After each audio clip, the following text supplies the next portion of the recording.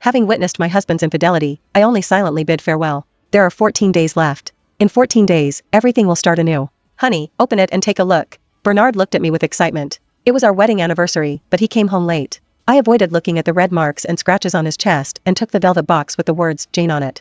Inside was a large pink diamond, shining softly. He quickly put it on my finger. It's perfect for you. My darling deserves the best. Everyone knew this was a custom-made South African pink diamond he bought for me at an auction last month. It was a unique symbol of love. With all the media attention, I became the woman others envied and admired. I swallowed the bitterness in my heart and forced a faint, bitter smile. Thank you, I really like it. Then I handed him a box as well. Surprised, he asked, what's this? A gift in return for you. But you can't open it until half a month later. His hand paused and a look of shock appeared on his handsome face. Why? Because this gift is special. It will only have meaning if you open it in half a month. He didn't suspect a thing. Instead, he carefully put it away and set a reminder on his phone, open the anniversary gift from my darling in half a month. Watching him treat it like a precious treasure, my heart filled with bitterness. What he didn't know was that I was already in the process of canceling my identity. In half a month, I would completely vanish from his world. Because of my striking appearance, I had never been short of admirers. But my parents' unhappy marriage left me with a deep sense of insecurity. I turned down every suitor with the excuse that I wasn't ready for a relationship. Until Bernard appeared. His persistence was terrifying. No matter how many times I rejected him, he never gave up. He even dove into a freezing Siberian lake without hesitation just to win a brooch I liked. My heart, once hard as iron, slowly began to soften. Even after he won me over, he cherished me deeply, doing everything he could to give me the best the world had to offer.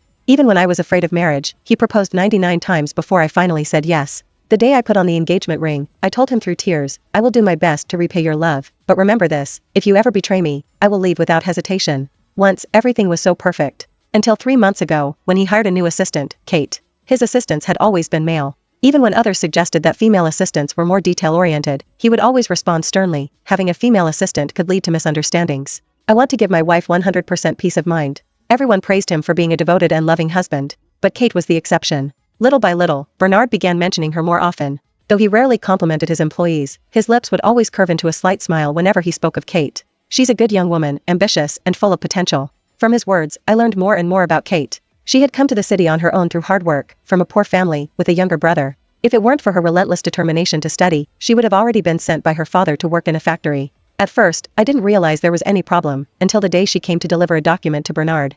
I heard the doorbell ring, went downstairs, and opened the door. A young, delicate face appeared before me. You're Mrs. Yvonne, right? I'm here to deliver some documents to Mr. Yvonne. He just went out. If you hurry, you might still catch up with him. Her eyes were full of curiosity as she smiled and said, You're so beautiful. No wonder, Mr. Yvonne loves you so much. It's truly enviable. There was something off about her words, and I couldn't help but furrow my brow. She continued nonchalantly, May I have your number? Next time I deliver documents, I'll check with you first. That's when things started to change. Soon, Kate's message popped up. Yesterday was your anniversary, right? But he spent it with me. Then came a photo of a trash can overflowing with used condoms. How about it? Does he have endless passion for you like this? Ever since she had my number, under the bombardment of her messages, I found out. The Ferris wheel where we once shared a passionate kiss at the top. He bought it and gave it to Kate. The jewelry I thought was unique to me, Kate had identical pieces. All the love I thought was exclusive, all the attention I believed was mine, had been shared with another woman. Seeing me lost in thought, Bernard's gaze was full of concern. Honey, what are you thinking about? The concern in his eyes seemed genuine. I didn't answer. Instead, I asked curiously, Do you remember what I said when you proposed to me? If you betray me, I will.